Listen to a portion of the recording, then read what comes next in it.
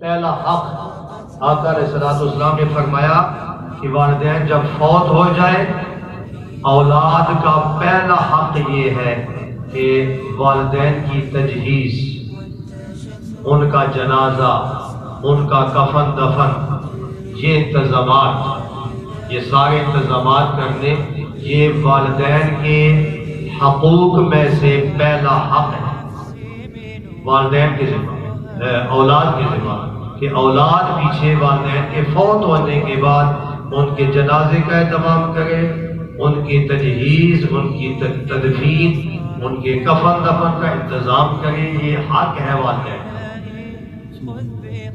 یہ حق کب ادا ہوگا؟ جب جنازہ آتا ہوگا۔ یہ کب ادا ہوتا ہوگا یہ والدین کے ساتھ؟ جب کفن کا پتہ ہوگا۔ یہ کب حق ادا ہوگا؟ جب دفنانے کا پتہ ہوگا۔ جب پتہ ہی نہیں ہوگا جنازے کا، جنازہ ہی نہیں آتا، تو پھر وہ کیسے والدین کے جنازے میں کیسے بندہ شریک ہوگا؟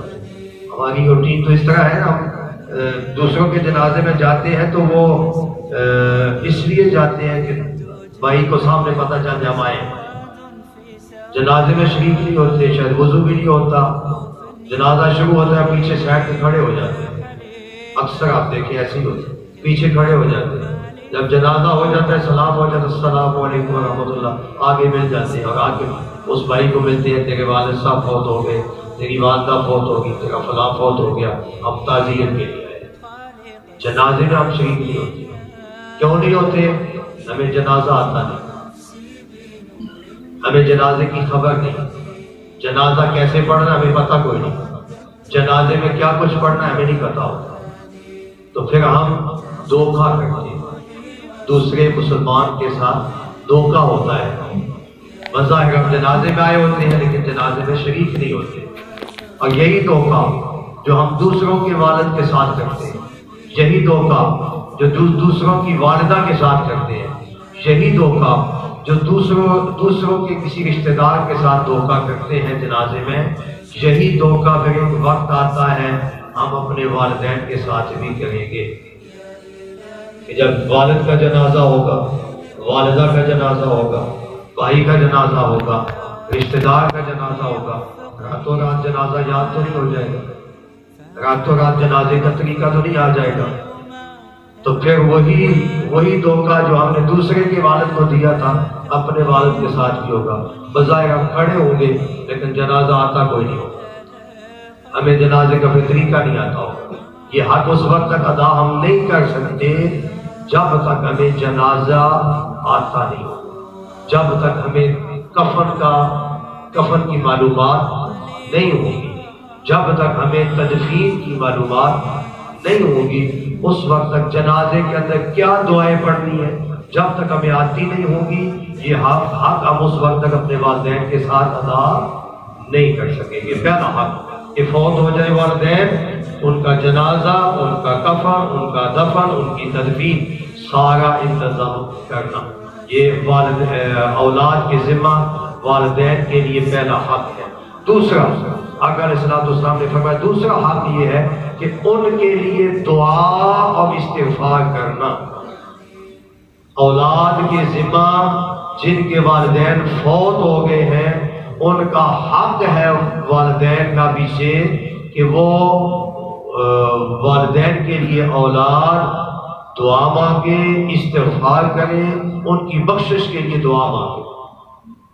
دعا آتی ہوگی تو مانگے، دعا سیکھی ہوگی تو مانگے، دعا کے لیے کچھ پتہ ہوگا تو مانگیں گے، استغفار مسجد میں آئیں گے تو ہوگا، نماز پڑھیں گے تو استغفار ہوگا، نماز ہی نہیں پڑھتے، جب دعا ہی نہیں سیکھیں گے، جب استغفار ہی نہیں آتا ہوگا تو ہم والدین کے لیے یہ حق کیسے ادا کر سکتے ہیں؟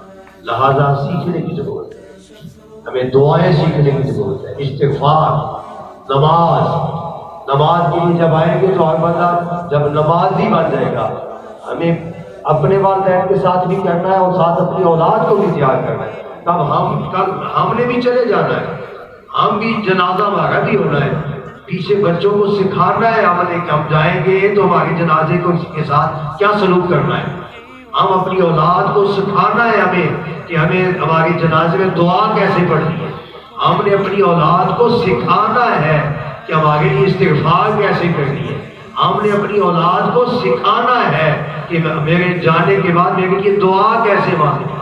جب ہم سکھائیں گے نہیں، ہم دین کی طرف لگائیں گے نہیں، ہم قرآن سکھائیں گے نہیں، بس اتنا انتظام کریں گے آدھا گھنٹہ 15 منٹ 20 منٹ 5 منٹ، بس قاری صاحب آ کے بچوں کو پڑھا دی بس.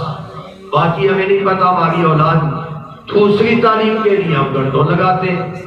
اور دین سیکھنا جس نے آخرت میں کام آنا ہے، جس نے مرنے کے بعد قبر میں جنازے کا انتظام کرنا ہے، جس نے مرنے کے بعد پیچھے دعا کرنی ہے، اس پہ ہماری توجہ نہیں. اولاد خود بھی ہمارے والدین اگر چلے گئے ہیں تو ہمیں ان کے پیچھے یہ ہمارا حق ہے کہ ان کے لیے استغفار کریں. ہمارا حق ہے ان کے لیے دعا مانگیں، خود بھی کریں اور اپنی اولاد جن کی ان کی اولاد اپنی اولادوں کو سکھائیں کہ کل ہم چلے جائیں گے تو تمہارا حق ہوگا ہمارے پیچھے دعا مانگنا، تمہارا حق ہوگا ہمارے لیے استغفار کرنا.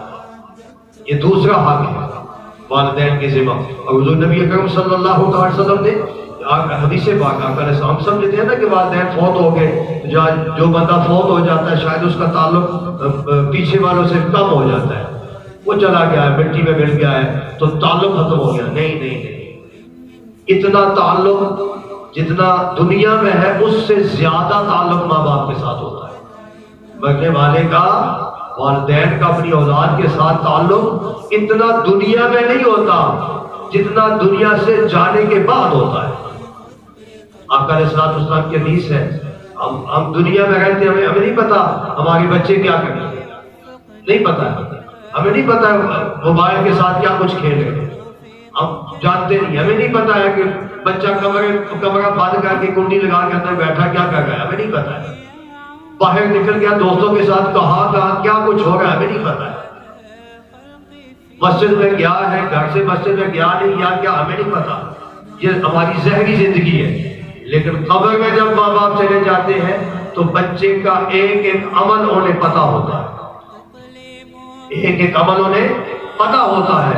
آقا علیہ السلام کی حدیث ہے، آقا علیہ السلام نے فرمایا کہ والدین چلے جاتے ہیں جب فوت ہو جاتے ہیں، اولاد کے اعمال چاہے نیکیاں ہوں چاہے گناہ ہوں، والدین کو روزانہ پیش کیے جاتے ہیں. جن کے والدین چلے گئے ہیں ذرا سوچیں، غور کریں، اپنی زندگی کو دیکھیں کہ ہمارے اعمال چاہے اچھے ہیں چاہے برے ہیں، دونوں صورتوں میں والدین کو پیش کیے جاتے ہیں. والدین جب ہمارے اعمال دیکھتے ہیں، حدیث مصطفیٰ صلی اللہ علیہ وسلم والدین اعمال دیکھتے ہیں، اگر تو اچھے اعمال ہیں، نیکی ہے، نماز ہے، تلاوت قرآن ہے، حلال کی کمائی ہے، اچھائی ہے، نیکی والا راستہ ہے، والدین خوش ہوتے ہیں اور دعا دیتے ہیں. والدین خوش ہوتے ہیں اور دعا دیتے ہیں. اور اگر گناہ ہے، نیکی کا راستہ نہیں ہے، نافرمانی ہے اللہ کے احکام کی خلاف ورزی ہے، وہ بھی جب والدین دیکھتے ہیں گناہ پریشان ہو جاتے ہیں اور پریشان ہو کے اپنے اولاد کے لیے دعا مانگتے ہیں، اے اللہ اس میری اولاد کو اس وقت تک موت نہ دینا جب تک یہ توبہ نہ کرے، اس وقت اسے موت نہ دینا جب تک یہ توبہ نہ کر لے. لہذا والدین جب چلے جاتے ہیں تو پہلے سے تعلق زیادہ ہو جاتا ہے، زندہ ہونے سے تعلق زیادہ ہو جاتا ہے. فرمایا آقا علیہ السلام نے کہ والدین کا اولاد کے ذمہ فوت ہونے کی صورت میں دوسرا حق یہ ہے کہ ان کے لیے مغفرت اور بخشش کی دعا کی جائے.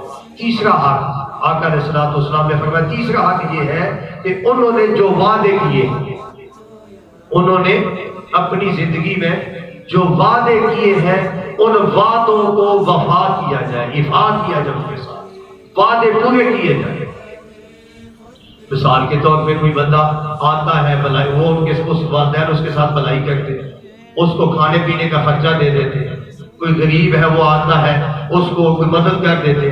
پتہ ہے ہمیں ہمارے والدین یہ فلاں بندہ آتا ہے والدین اس کی مدد کرتے ہیں، تو والدین کے پیچھے وہ چیز جاری رکھنا، وہ چیز جاری رکھنا، اس کو وہ آنے والوں کی مدد کرتے رہنا، یہ وعدہ وفا ہے۔ وہ والدین نے نیکی کی طرف لگایا، نیکی پہ چلتے رہتے۔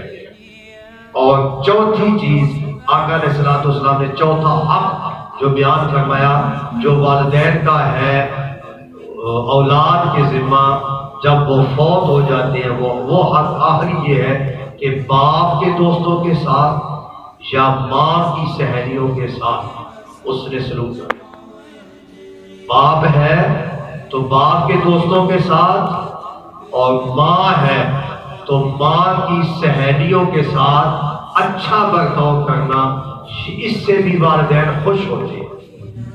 ان کے رشتہ داروں کے ساتھ جو خونی رشتے ہیں، ان کے جو والد کی طرف سے ہے یا والدہ کی طرف سے جو خونی رشتے ہیں، ان کے ساتھ اچھائی کرنا، ان کے ساتھ بھلائی کرنا، والد کے دوستوں کے ساتھ بھلائی کرنا، والدہ کی سہیلیوں کے ساتھ بھلائی کرنا، اس نے سلوک، اس سے ماں باپ قبر میں خوش ہوتے ہیں۔